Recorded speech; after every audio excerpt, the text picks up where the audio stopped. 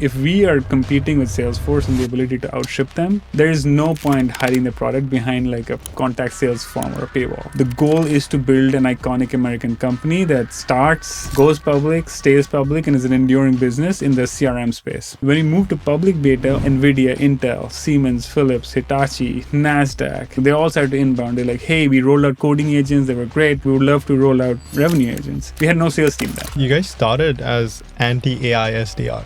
Right. So then doesn't the autopilot sort of contradict that? We started the business to build the AI infrastructure to run revenue for every company in the world. As AI applications were about to come and agents, it was pretty clear that building these AI applications and agents will ultimately be a game of context. We're always trying to find the next alpha. What is the alpha when it comes to enterprise right now? Welcome to the Distribution Podcast. Today, we're talking with Ishan, the CEO and co-founder at Rox. In 2.5 quarters, they have scaled from 0 to 8 figures in revenue, and they have raised over $80 million from some of the leading funds, including Sequoia, Google Ventures, and General Catalyst. So here we're going to be talking about everything from scaling in enterprise and how you actually land those first few contracts. Welcome to the Distribution Podcast. Last episode was all about bottom up and consumer. And now we dive really deep into enterprise and see what's working. Thank you for joining us today. Thank you for having me. We're going to go really deep into GTM. Let's go deep. Let's get the scuba gear, as they say. So you started at New Relic you took the self-serve motion from 0 to 200 million, right? Correct. In about how long? A year? 2? 18 months. That is insane. Yeah. But now with Rox, you're on the complete other end of the spectrum in terms of sales, right? We're doing pure top-down enterprise sales, right? So I'm quite curious, not to ask you about what are the differences, but what are the things you have learned in your role and like the strategies you built in New Relic that you have brought to Rox, and how are you trying to approach the enterprise sales book in a bit of a unique manner that stands out from other companies? Others, yeah. It's a great question. So maybe a kind of context on my personal journey is helpful because I'm not kind of an out-and-out CRO or CMO or a go-to-market professional. I am an entrepreneur, and I'm a pretty kind of centric, maybe technical entrepreneur. So I'm an engineer by trade, was an early engineer in a few successful companies, ran product in a while. So the way I think about distribution and selling and go-to-market is very similar to how I think about product and engineering and design. So what are the underlying systems that can help me distribute a product or a service where it can be a sustainable business? So like I definitely go into all of these with the first principles mindset. So let's take New Relic, for example. I joined to actually be a product leader. Very quickly, I was sucked in by the CEO to transform the business to go from kind of enterprise-focused selling to back to its developer-focused selling. So they before Datadog, they led the market. So there was a captive audience of tens of thousands of developers who loved New Relic. They used it for kind of Ruby on Rails apps. So all we had to do is rebrand the company. Not all, a lot of work. Rebrand the company, redo the product, go back and earn the hearts and minds, and then kind of grow from within. And I can go into the details to that. So the distribution was a means to the end, and the end was to transform a public company. Now, when to come to Rox, which is a company I co-founded, I'm CEO of, the goal is to build an iconic American company that starts, goes public, stays public, and is an enduring business in the CRM space. Obviously, our aspiration is to build the next Salesforce and kind of exist or maybe kind of dominate that space.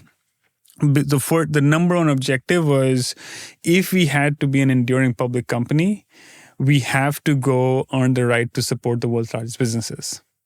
Because in our space, which is CRM, so CRM, ERP, and HR systems are these three massive application markets which have existed ever since enterprise software has existed. So they're massive entrenched markets. An interesting property of the CRM market is the only public companies that have gone public and stayed public are the ones who've supported enterprise. So we kind of knew that, hey, eventually we have to do enterprise. So why don't we design for it, try to go for it, and then at least keep our kind of arms open or aperture open that when they come, we won't say no. So that was the first principle. Second is we pioneered the concept of revenue agents. So revenue agents, or you may call it sales agents, are like coding agents or support agents, but in the go-to-market side. We started this late 23, early 24. So we were very much kind of early in the curve. The first 9 months was private beta, and that private beta was mostly kind of friends, like B2B software companies, Ramp, Cognition, those people were using it. When we moved to public beta, all the enterprises started to inbound into us. And interestingly, non-tech enterprises. So yes, I came from New Relic, so we kind of were talking to Confluent and all these people, but NVIDIA, Intel, Siemens, Philips, Hitachi, NASDAQ, healthcare companies, life sciences, they all started to inbound. They're like, hey, we rolled out coding agents. They were great. We were rolling out Decagon or CR on the support side. We would love to roll out revenue agents. So because our kind of minds are open for the enterprise and they came in, we never said no. So in public beta, we started to basically say, we had no sales team then. It was myself, Diogo, who's my co-founder on the growth side, and I have Sriram on the engineering side. We basically said, okay, they're coming, let's go for it. So that was the genesis of the second part, which is like, why do we have a global 2000 kind of mindset and kind of enterprise focus? Now, the third last point, which you alluded to before, was the unique angle. The unique angle is because we're technical, kind of product kind of centered founders and a company where we are pretty long-term focused and we don't want to shy from enterprise, we took the approach that Wiz or Databricks or Snowflake took, which is keep the product open. If we are competing with Salesforce and the ability to outship them, there is no point hiding the product behind like a contact sales form or a paywall. It's not for everybody. It needs kind of rhino skin to be able to do that. But we kept it open throughout. That is just a fundamental like religion that we have is we want to keep the product open. People should be able to try it, use it. But my sales motion will always be kind of enterprise, kind of top down. So kind of two years into it, maybe 2 years and kind of maybe 2.5 years into it, we're very similar to Cognition in some way in the coding agents, right? Where the product is open, as is getting more and more capable, everybody can use it.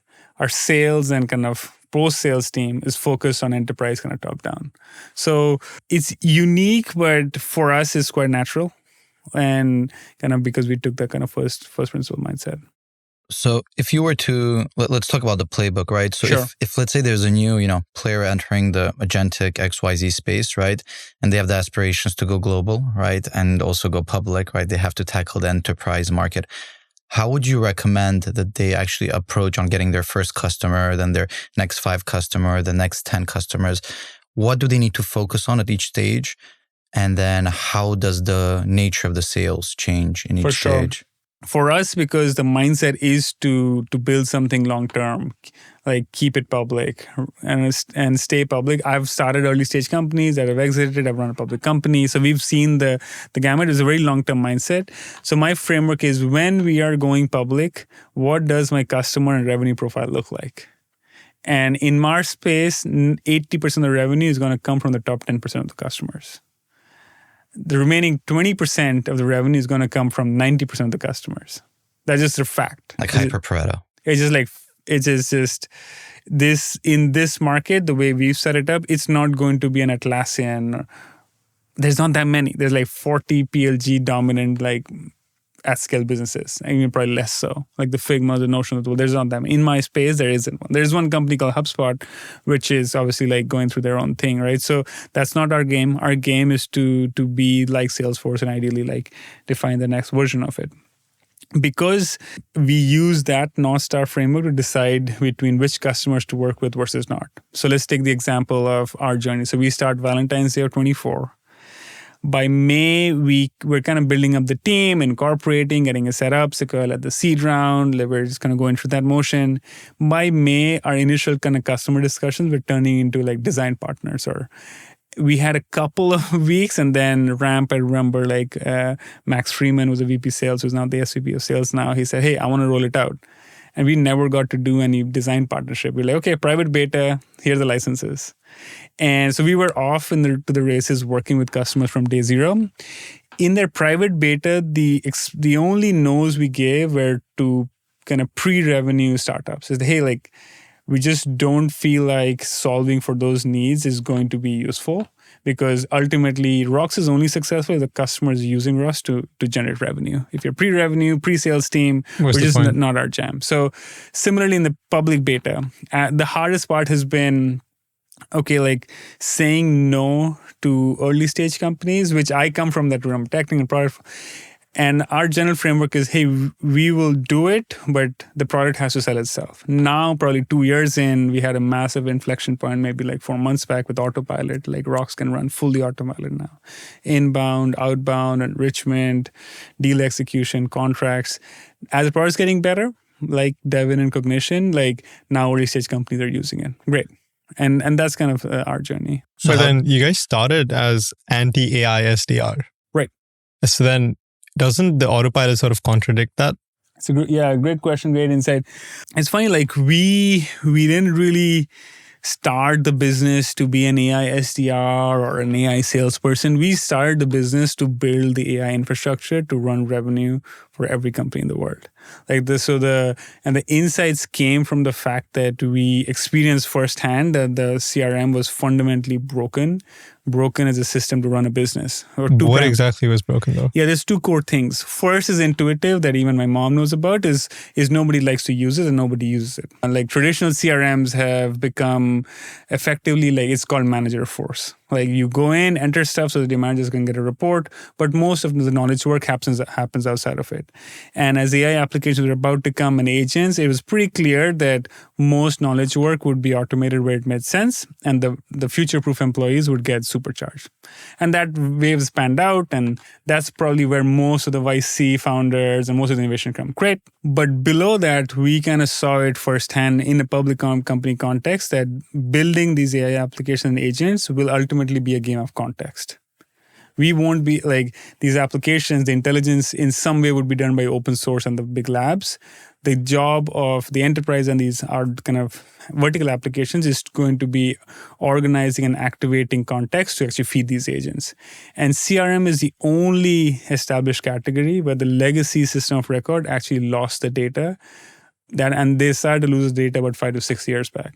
So in any mature business, most of the data to run go-to-market is no longer in Salesforce. It's moving to It's a data warehousing, warehouse. right? 60% of the data in the warehouse is the CRM data. And I saw that as a public company, and I'm running like, okay, like when I want to ask anything about the customer, it's not in Salesforce. It's in Looker, Tableau, powered by Snowflake.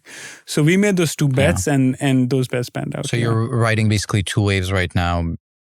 You know, as technology leaders, it's very hard to create a wave, but it's much easier to ride one, right? I think you're surfing it rather than generating the tsunami, yeah, spot right? on. It's not hard. I asked Jensen this in one of these offsites that Sequoia sets up, and his number one thing is, hey, like Jensen doesn't come up with the waves. He rides it. The job is to detect them early and ride them. In this case, we had two waves. The first was the move to manual software and manual work to agents. The second was the data moving from CRM into the warehouse. Yeah. Both waves we just detected early and we solved for it. And in some way, kind of framing for me is like, can we build the best possible surfboard? Can we hire the best surfers to ride these two waves until they crash or evolve into other waves? And that's the game.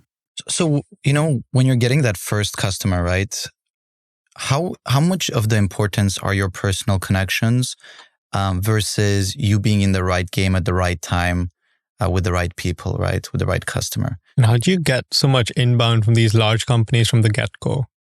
Great question. I think step 2, like the inbound for large companies outside of the relationship zone didn't happen until like public beta. So in the private beta, like I will not beat around the bush that a lot of it comes from your hard-earned network. And then there's two kinds of network to be built. One is like broad, shallow networks, which is probably what's cool on social and the internet and LinkedIn. Then there's like deep, but maybe like narrow like networks, not that right, whatever the opposite of broad is. Like for me, my team's network, my personal network, Diego, Sriram, and the core team, we have all worked in the engine rooms of some of the most successful technology companies in Silicon Valley. We all came as immigrants with not a lot of kind of experience. We started from ground up, but we put in maybe like a decade each, right? So through that, like the first set of customers were people who we collaborated with before who were working on a similar problem. So my kind of context from New Relic was, to run New Relic, we had to build a parallel CRM to Salesforce in-house, which is get all the data in Snowflake, do analytics, do dashboarding.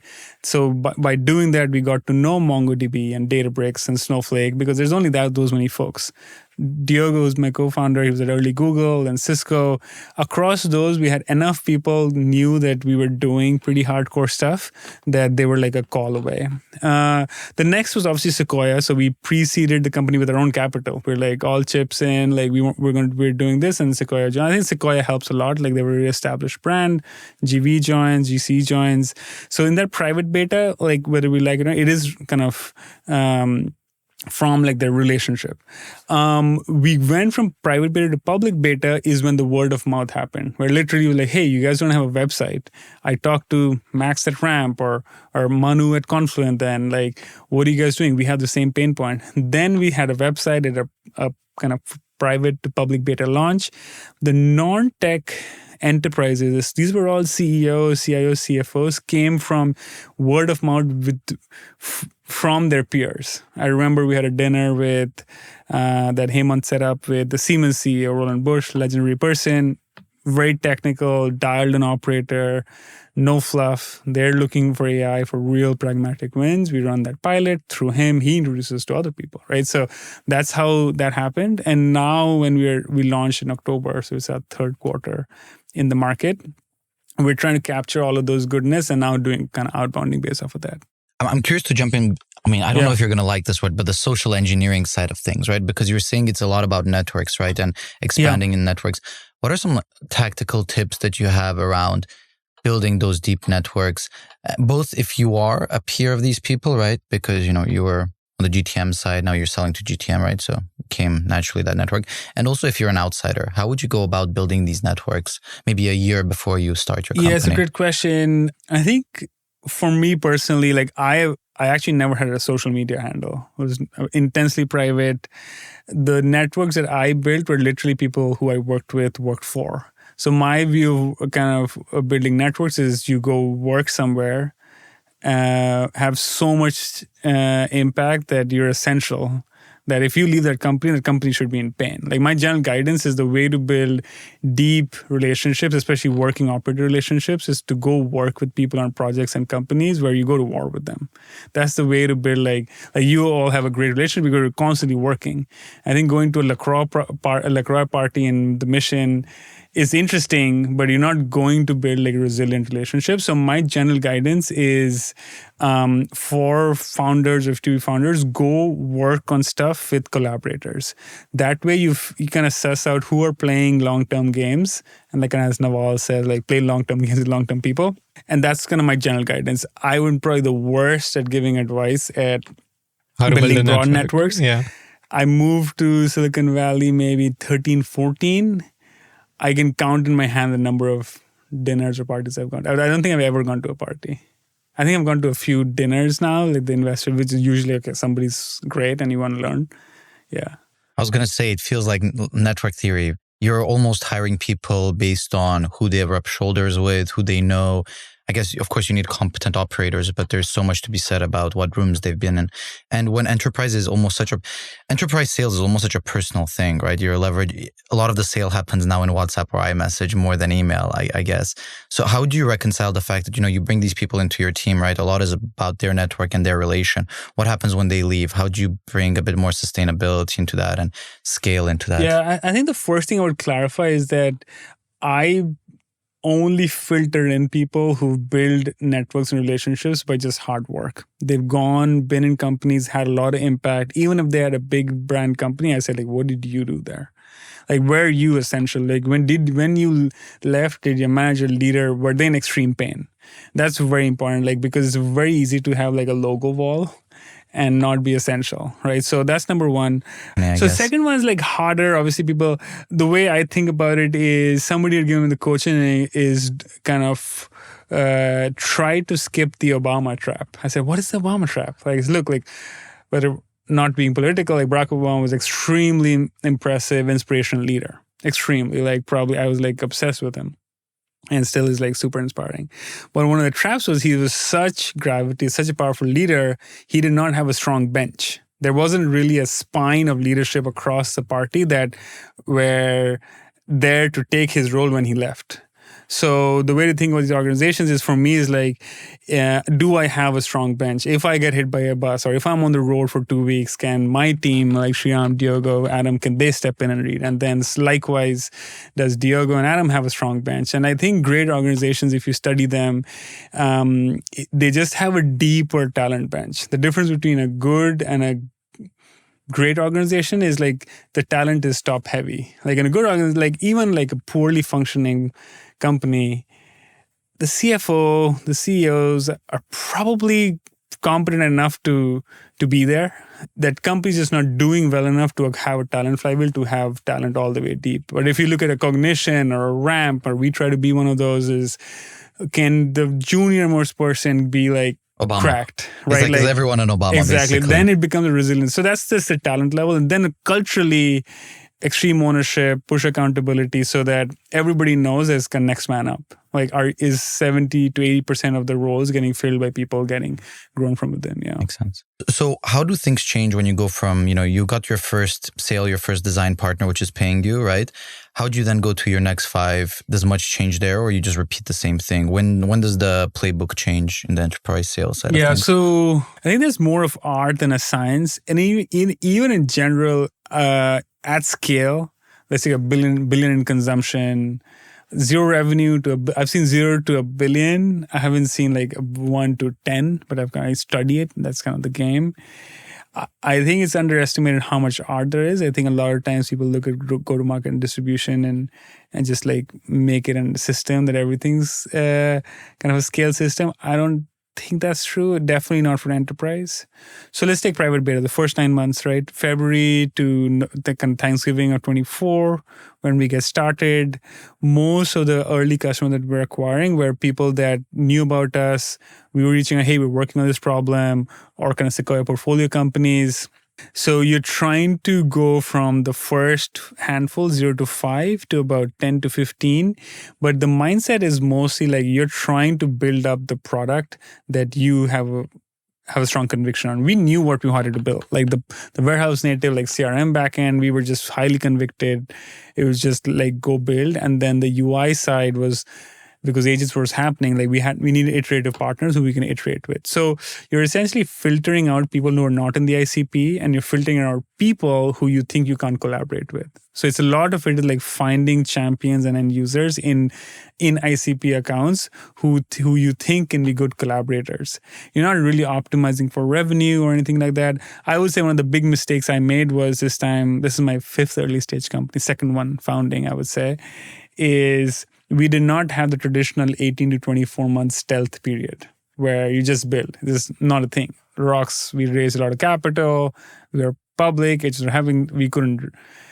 were open from day 0, right? So we couldn't. And because of that, I kind of got succumbed to the trap of thinking that this early customers were revenue, when it's never revenue. It's like, are they the right people to kind of basically accelerate a roadmap with?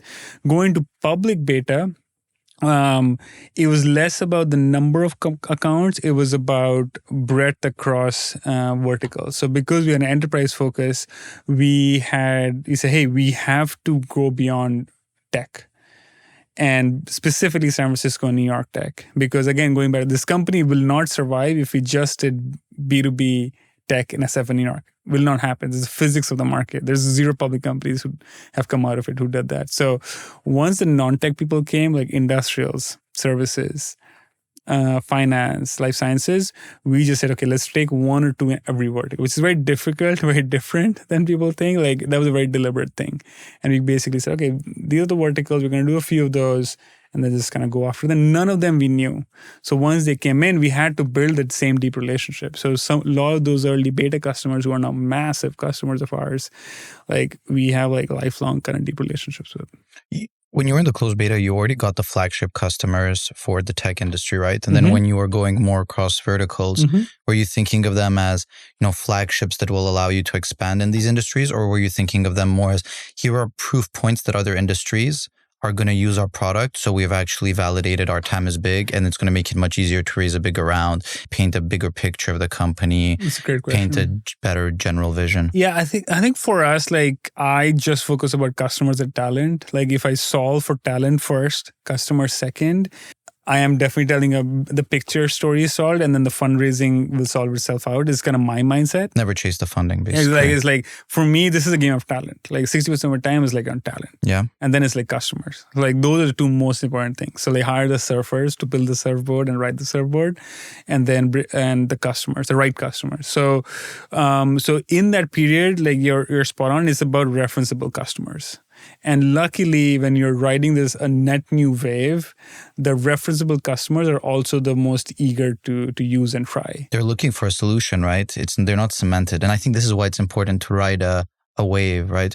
When we started doing what we did, cold emails worked because it was what everyone was looking for, right? Now, if we try to sell that same product, no one would answer to our emails unless we had the referenceable customers. I think the noise floor is very high. Like it's credibility and trust that comes through.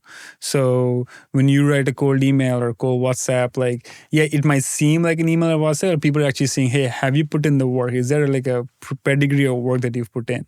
Whether both of you or me, like, hey, have they been building? The second is like, just trust. I think it's like especially in a boom cycle, there's a lot of low trust entities in a network. Like, so when you have to go into these long-term relationships where you're supporting a customer, the buyer wants to say, hey, this is credible. So that's where investors help. All that kind of stuff helps. Yeah. When it comes to these non-tech companies outside of, SF and New York, how has the sales or go-to-market differed for you guys? I actually never think about like this hard or easy, old motion or new motion, even though I've been part of these big, there's no playbook. Like it's literally everything, like the first principle, like what are we doing? So, and especially in AI, like you have to rebuild all muscles. So let's take non-tech companies. The biggest thing has been find the right champion, right? A right exec who's a change agent, who gets it and who wants to bet on you early. In a mining company is the same as a banking company or a tech company. Like really getting really good at deeply understanding, is this the right person? Because especially a non-tech company, because the talent is technical talent, like technology talent bench is not that deep. There's a few people at the top where find the right person. How? Yeah, how? It's like, again, there's a science to it. Is this deep discovery. Like find the people, talk to them, asking the right questions. Things like, do you have a budget? Like, do you actually running the business? Like, there's a lot of discovery questions to be done. And then the art of it is once you do enough of it, you can pattern match in terms of which are these AI buyers who are in the scene or are buying for buying sake, and which are people who are really transforming a business. Like, I was in the engineering of a public company that lost. We sold, like, we've gone through wars. Like, we know what it needs to actually be run a business, and you run it like your life depends on it. And when you're in it, 9 out of 10 people are outside the conference room, like on LinkedIn posting. So there's a difference. So you kind of figure out like who are the real dogs, like running the business versus not. Just to be direct, and maybe like a snippet here. One of the CIOs I was talking to, this is of a large industrial company. I won't say the vertical. Their view is like, look, like if I go to LinkedIn, every non-tech company is getting cloud built. Do you know? Like my margin's 1%. I can't afford to be cloud built. If I cloud build, like my margin's going to go away and we're going to shut down this business. And his view was like this market is full of essentially cocaine manufacturers, and there's a bunch of execs who are dealing the drug into accounts which have no chance to a rehab. So like you get the point, like you try to get in these accounts which people are actually taking extreme ownership to run the business. And that's not a lot. So you have to find them. So with that example, right, were you then able to convince them to work with you, or did you decide actually this might not be a good fit for us? No, like you actually want to find people who are driving the bus. Yeah. So once you find there's not that many, like you all are the sovereign kind of controllers of your own destiny. In a large company with tens of thousands of employees, still there's 5 or 10 people who are in the leadership positions who run it like their life depends on it. So once you find them, then you have an honest conversation. Okay, like in our domain, you have to roll out agents across go-to-market. You can take all this data, push it back into Salesforce and build there, or build it on your own, or bring us in to accelerate your journey. And then you can make a choice. Like, I think then you're selling and convincing them. But once you find them, that is the hardest part. Is like finding an oil and paint manufacturer in Texas where there is some CTO who's actually there and trying to transform that business. And then once you find them, then it's gold. Let's take that same example, right? Yeah. That person you found in that industrialist in that business. Now, once you spot them, right, what happens after that? I think that's where the science comes in. A lot of that is like art, right? Like it's kind of like product, kind of thinking about like where do I have to go to, who is coming, having discussion. I think the science of selling definitely comes to shine. So for Adam, who's kind of our head of sales, he set up this 5-step process similar to what Glean had or Rubrik had, which is we take the buyers through an S0. S0 is the first conversation. Let's say I had a conversation. S1 would be the first time you have a conversation around, hey, here's our understanding of your problems. Here's how we could solve it. Do you think that this is something that you want to explore? They say yes. You go to an S2, which is go one level deeper, work with their teams, and come back to an S3. And S3 is an EB go no go. It's kind of the mythical like Palantir demo. You come up with a personalized demo, and you try to leave money on the table. Where like, hey, you want it? Is this yes? Is it a go or no go? If it's a no go, that's fine. If it's a go, then it's okay. Why don't you go validate the integrations and come back for a negotiation? And that's 5. So we go back down and then come back for a negotiation and get it done. So it's kind of a 5-step process. We call it like a sawtooth. S0 is like the first call, right? S1, I guess, lead S0. S1 is with the exec, then S2, S3 is an EB go no go, S4 is like validation, S5 is negotiation. How often, like what's the percentage of graduation from an S3 from you showing them I think S4 to F, once it's an S4, it's like a 90% thing. I think. What about getting to S4? So when you show them the like first S3 thing, go no go depends on the segment. Like ranges 65. Like for us, Strat, which is Global 2000, Strat customers, enterprise is like 65 plus. That's pretty mid-market, brutal. Like any SMB mid-market company right now is brutal. And that's why like I was cautious before, but now we're getting very aggressive. But those hit rates could be 50-50, 55-45, right? And how are you thinking of like FDEs in this game, right? What point do they come in? Do they come in for the S3 or do they only come in early after the sale? No, so the S0 to S5 is pre-sales, no FDEs. So it's AEs and SEs. So account executives these are strat account executives or like account directors. These are pretty like kind of high credible people, and they have solutions architects or solutions sales engineers. In our case, the product is open. Go back to product strategy. Like product's open, customer can try it, SEs can use it. All my pre-sales team is doing all the POC pilot work upfront. Like, hey, we're going to build you the whole custom environment with the product's ready. We just have to kind of write sources, set it up, so that you can kind of get a validation. All that is done by pre-sales.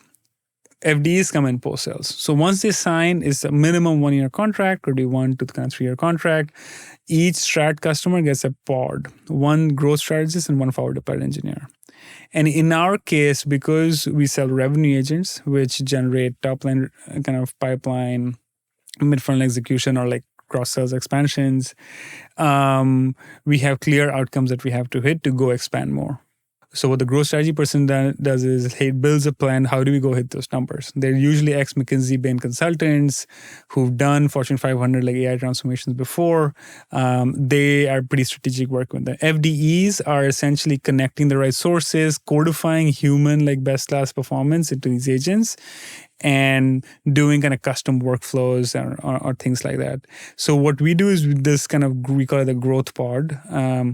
The strat customers, like 1 growth pod can support like 2 to maybe max 3 global 2000s. They could support 5 to 7 enterprises. And then the AI native mid-market, we're going to have like a scaled motion to support it. Yeah. So there's a lot of work you guys are doing before you even get the sale. Right. And then there's a lot of support and consulting you're doing after you get the sale, right? So at kind of what ACVs does this make sense, right?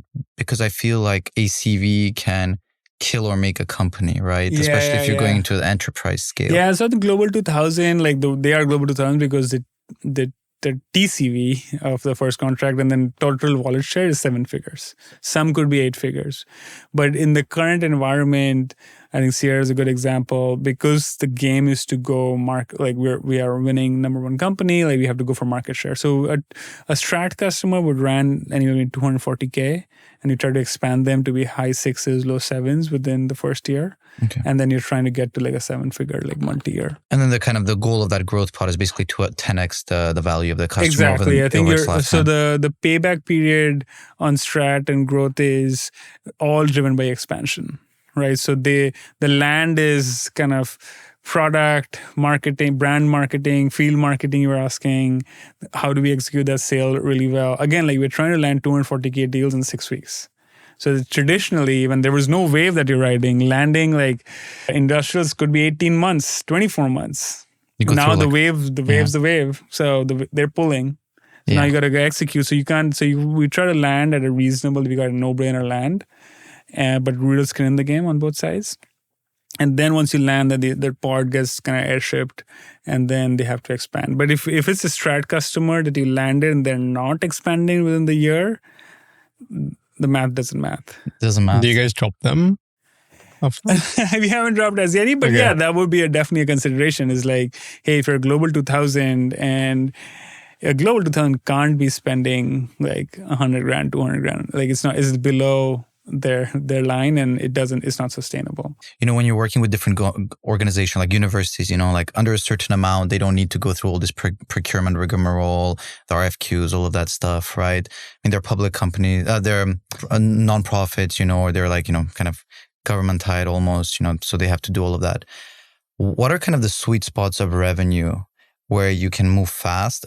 It's basically the best kind of squeeze point in terms of the revenue, right? You get the most revenue for the least amount of work. And then if you jump into the next stratosphere, you might as well charge 10 times more because the effort to get 1 million or 10 million is going to be exactly the same. Yeah. I think I would challenge you on that. I would say like, if you have a truly transformative product and you're delivering a lot of value, like selling to singularity proof regular enterprise is not that hard. No. Like it's all about like value selling. It's not really like it is truly about with AI applications, it's just about outcomes. Like it has to work. And making it work is the hard part. It's not a general statement. Like for what we do, it's more work getting a mid-market customer to expand than literally a Fortune 500. Because what we do is we accelerate revenue. Like if you have a large revenue base, there's just a lot more opportunity to go drive efficient kind of growth. So it's every space is same for customer support and call center. Like Sierra is like a lot more successful in these large companies because they have massive end user pools, right? Like so, if it is a truly prosumer viral product, obviously a scaled market share of mid-market AI native companies makes sense. Like a Notion or a Figma or a Gamma you were mentioning. Like it's truly prosumer.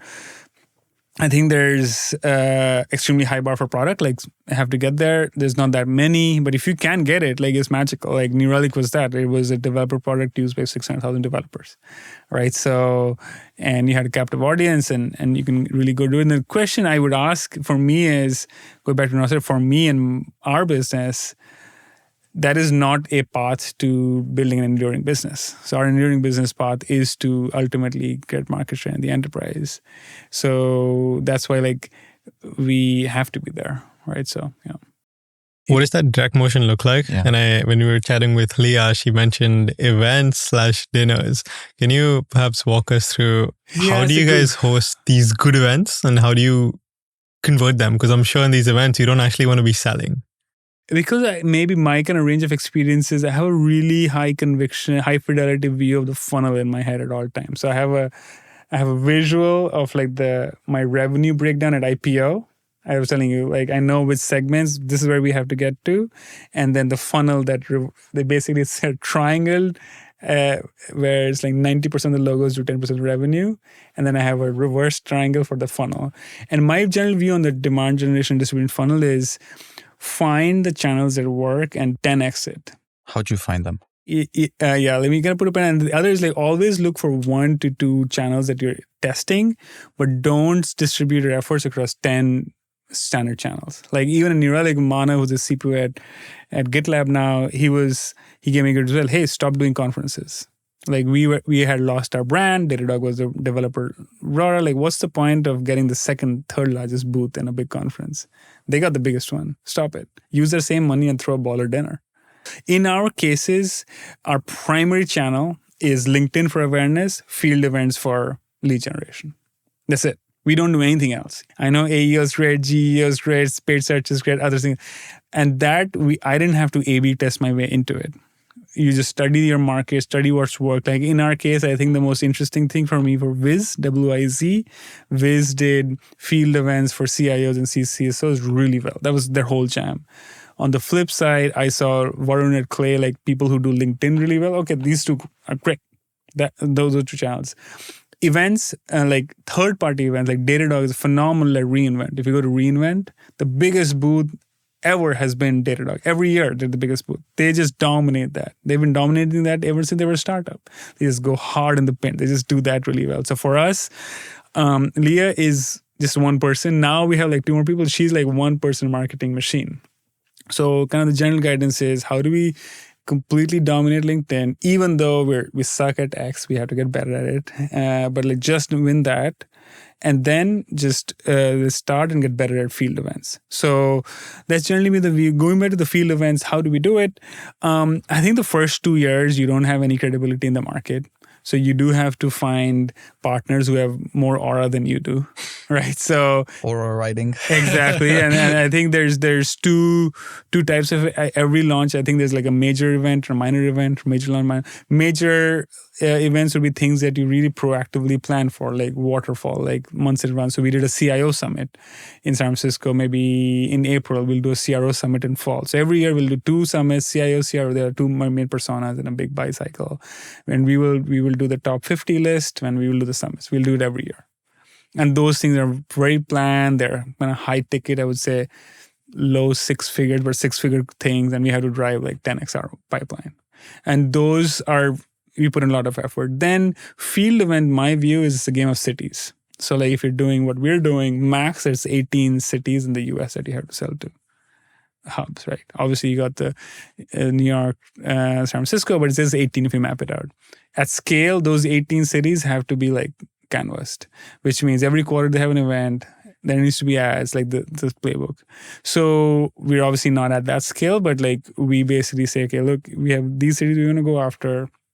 They need to have an event every quarter. And those field events should be lightweight, that we should be able to do 1 or 2 a week. We have only 1 field marketer. Right, so like you kind of have to find a lean kind of bill of materials to get it done. Yeah. And what do those light events look like? I'm not super opinionated about the minor, like the light ones. So like I think you should allow creativity as to what happens. I think the Southeast, from Atlanta and stuff, they had like a master's watch party or something. Like the AE and just the AE organized something. It was a golf club or something. It was like really good. And the Reds and the Boston, obviously the Red Sox game is usually like experience focused events. The organized sit-down dinners kind of works, but it's really hard to execute. It's really hard to get folks there in the first place, I'm guessing. Yeah, like if you're doing anything worthwhile, first you should be busy. You should not have time to do dinners. You should have wife and kids and husbands and work and busy especially on the road. So the dinner bar for me should be really high. There needs to be somebody really pedigreed who's kind of really sharing and learning. The talent level should be the same so that everybody's learning, and it should be like really high end, an experience that people remember. So if you're not doing that, it's better to do like an experience where people can enjoy. Like Adam lucked out; he booked like a World Cup booth. It was super cheap, and became the US qualified, and it became the round of 16 game. It was the greatest thing ever. Nice. So I think those kinds of like I think Hannah calls it like experience-focused events. Yeah, those are better. Are you ever selling in these events, or is it just purely vibes and just... Association. I think Look, I'm pretty intense, or I would say I'm generally chill, but like I'm pretty focused. Like I'm pretty 24/7 on. Like you probably don't want me in like a golf thing, but I think the first is association. Like I think if these are folks who are the events usually will be a mix of top of the funnel and mid funnel people. You want people who've been either late, like existing customers, kind of mid funnel prospects, or so that there's good vibes. Like people like, it's not that you just throw a bunch of people who don't know what you're doing. And what ends up happening is a lot of plate lickers. People will show up and eat, like they're good, but like who cares? Partner events happen there. So you want the good. Second is like if it's a good experience, you get good association, right? Credibility association. Then in terms of like focus of conversation, it can go either way. Like if you really try to force an agenda and a topic, unless it's well delivered, people are like, I don't want to, like, I hear from, shut off. Yeah, like, what am I doing here? Interesting. But like if it's like constant in the Sequoia and me, and we're really sharing like, hey, this is a transform or die moment, and this is what we're seeing. And I've had like really crazy experiences in public. Like I think a lot of times it works because people, oh wow, like this makes sense, and they open up. It kind of depends on the scenario. Yeah. Generally, not being pedantic is better. Like just be helpful with vibes, helpful with knowledge, helpful with connections. Yeah. I know you guys have a recent OOH campaign. Yeah. And it genuinely looks good. Like those billboards that you guys have been putting appreciate up. It. So what is the sort of reasoning behind that? How do you drive ROI from an OOH campaign? That's of course difficult because in some of them, you guys haven't even put your logo. Yeah. It's like, it's nothing. Yeah. So what is like the mindset behind that? Yeah, it's a good one. First is there's no point attributing. Yeah. Like, I think it should be truth seeking. Like, yeah, out of home campaigns, like there's false precision. But having said that, I think the best correlation is to website traffic. Like people go, we have a rocks.com 3-letter domain. It's easy to type. One thing, how much did you pay for that domain? Oh, right. Best investment ever made. It was like really low 6 figures, like close to like 100 grand or something. Really? At that point, it was super expensive. We felt like it was like right now it's probably like worth a lot more. How come it was like a few $100,000 for a 3-letter domain? That is a good deal. Crazy. Yeah, Rocks.com. No, Rocks.com. Again, like North Star, we didn't want to be an AI company. Like we are an AI company. We want to be a company, a long-term company. So like, I think Kyle, who kind of helps us we lucked out. But that was a big parameter. We wanted a 3-letter.com domain. We do see a massive spike in Rocks.com traffic, which is great. For me, it was, we are a group of people that don't do a lot of rah-rah because we're just, the conviction's so deep. We are so intensely focused. We kind of have like a Palantir, Andrew, like ramp, like vibes, just like hardcore people just kind of moving. We never really did any marketing outside of like brand and events and generate leads. So one is getting the word out there so that the team felt like, oh, like my kid's school's bus station has it. Oh, cool. That has a material value. Like, so the team going out and the East team seeing it in Times Square, that's a material value. You're working on something for 24/7. The second thing is, I think talent. So getting the word out there because now all of our team is also from the network, right? So we worked with these people. You want to go put that out there. Third is we are going to launch our Rocks teams, which is the enterprise grade, but self-service access. And to do that, you got to get it out there. So those are 3 like business reasons. The last reason was, I'm a San Franciscan. I live here, raise kids. I just feel like all this AI ads are just trashing the whole place. I hate it. Our Benny, who's our founder, he's from France. He just moved here. We love technology. We love San Francisco. We came here with nothing. For us, this is the pinnacle of our existence. Like we all came here, right? Like for us, like our view on if we did ads, we want to add to the beauty of the place. So if we do San Francisco or New York or Paris, London, we should do things in a way where it elevates the beauty of the place and not take away from it. So like we're like, we had to do it. It's been 2 years. Let's do it. And yeah, that's where it came from. The fact that it doesn't have a name, that's a problem. Have you guys used Rocks to close any customers? Yeah, we have no other software in the company. Tell us a crazy story. First off, we have no other software in the company. What do you mean you have no other software in the company? No Apollo, no Zoom Info. No Salesforce, no, none. There has to be something. You have maybe a data warehouse. Yes, obviously we're Snowflake, so we have Snowflake, but there's like the whole go-to-market stack is just rocks. So everything goes through it, right? So every deal, every opportunity, every forecast, everything goes through it. Let me maybe make the question a bit more precise. Using the autopilot agent. Yeah, I think so. We have a BDR team now. That's why we're not anti-BDR or anything. We have 4 or 5 BDRs. They like a third or maybe half of all of their meetings are just agent generated, right? So we have fully autopilot agents run. Like these are verticals. There's no relationships, right? These are non-tech verticals in the Midwest, Central. So obviously we are extremely rocks build and action agent build. So top of the funnel, close to half. Our BDR team is mostly like like these people, they call. Now we are working on, our agents can do calls now as well. We'll release soon. But they're trained up to become AE. So it's kind of a training team. Like they get trained up. And mid-funnel, like this morning I was having a presentation, I had no context. Like the agent literally just gave me a play-by-play. I just executed it. And it was a flawless. It was a huge customer.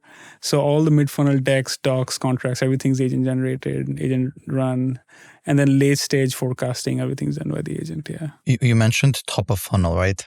One of my favorite acronyms is TOFU. I live or die by it, be it in personal or business, you know?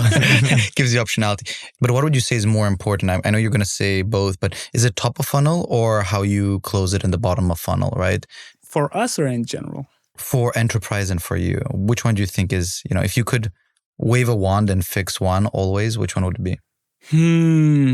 Like, let me zoom out. I think no AI will solve a shitty company and a shitty product, right? So the first thing is like, I think the most important thing of any company is like, is the company good? First is like, is the team and people good? Next is the product or service good?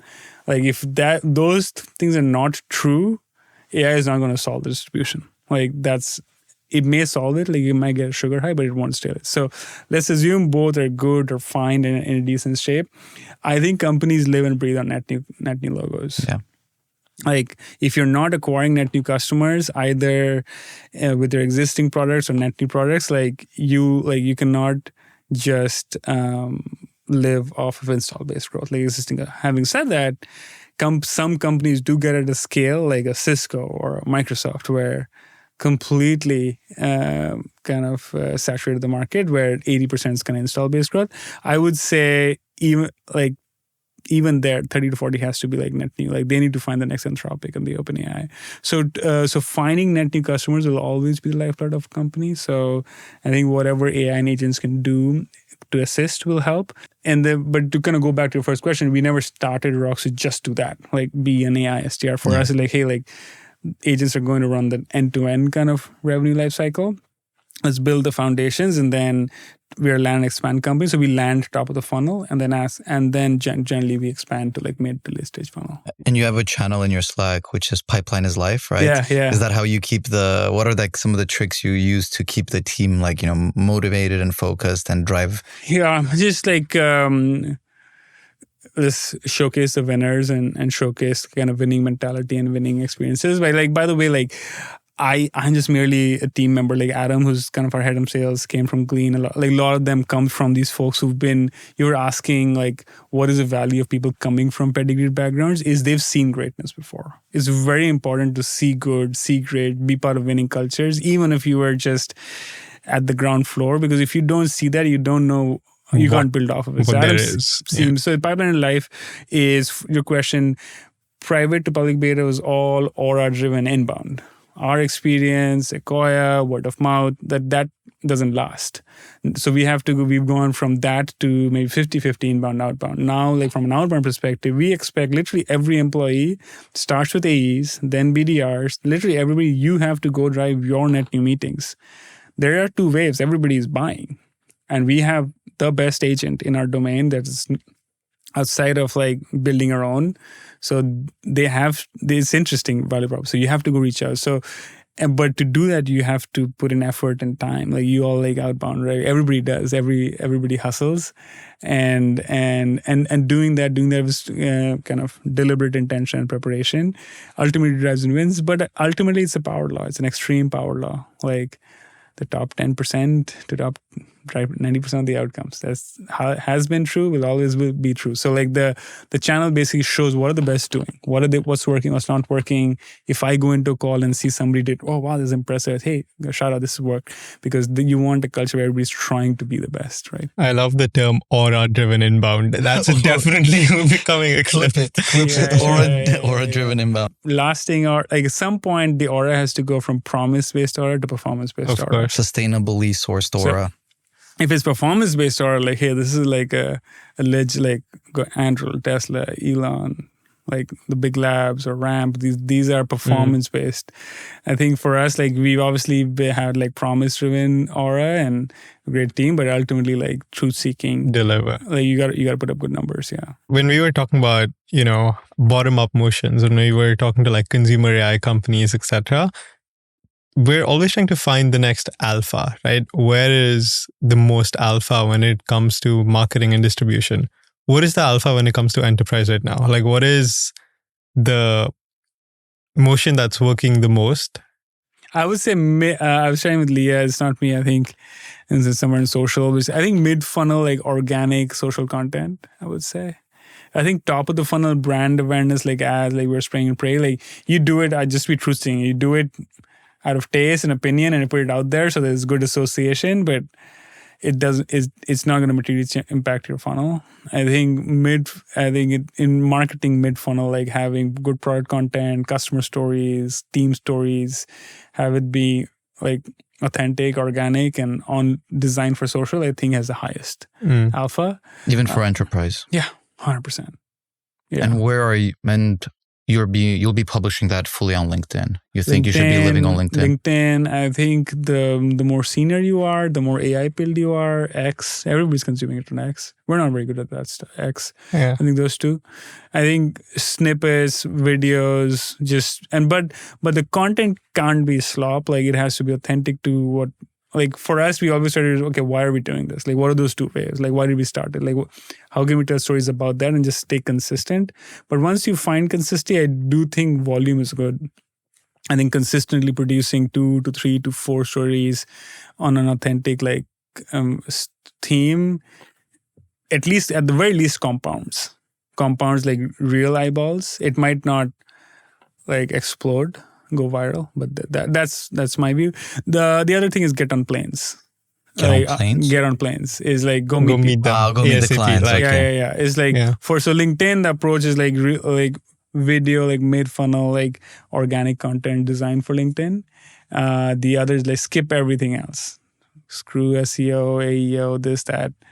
It's just go get on planes, go meet customers, do dinners, meet them. It's just authentic conversation. So once you've found folks and you've nurtured them and you've talked to them, and there's zero enterprise contracts have been done at Rocks, right?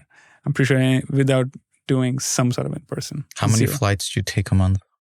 I try to be on the road every other week, but like I have 2 young kids, so like travels change where I do red eyes or same day. Like, but yeah, like everybody has to travel. If you're in customer facing, you have to travel. So next round of funding, we're going to budget for a private jet. No issues. No issues for me. Middle seat. That's fun. Like, you get the most work done. If you're in go-to-market, enterprise, consumer, SMB, or like top-down sales, the most important kind of framework is to be the CEO or the owner of your book of business. It's widely said, people understand it, but very few actually operate and execute like they are the CEO of the book of business. And I say that is if you have 10 accounts, you got 100 accounts, you got 1,000 accounts. If you run it like you own the P&L of those folks, where you understand how much revenue you have to drive, how much marketing dollars to put, what are the roadmaps coming out of it, you will naturally see your book of business go from those 100 accounts to your whole territory, to the whole region. You'll be a CRO, maybe a CEO one day. I think that's my biggest thing. The mental framework is run your book like you're the CEO of that book. The second thing is use Rocks, obviously.